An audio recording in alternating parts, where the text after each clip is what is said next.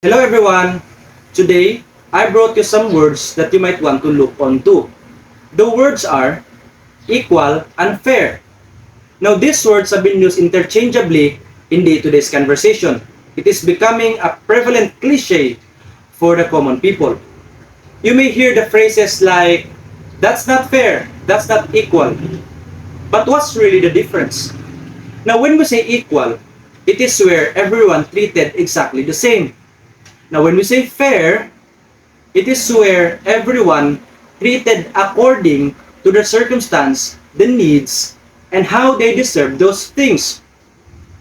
So for instance, when two people are working and cleans the house, it should be equal to pay them the exact amount of compensation because they both work.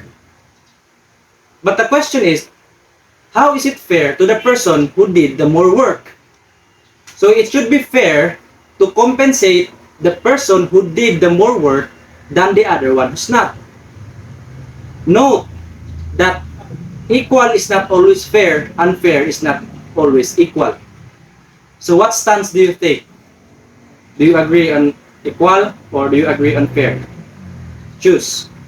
So comment down below, add additional informations, suggestions. I hope you get it right.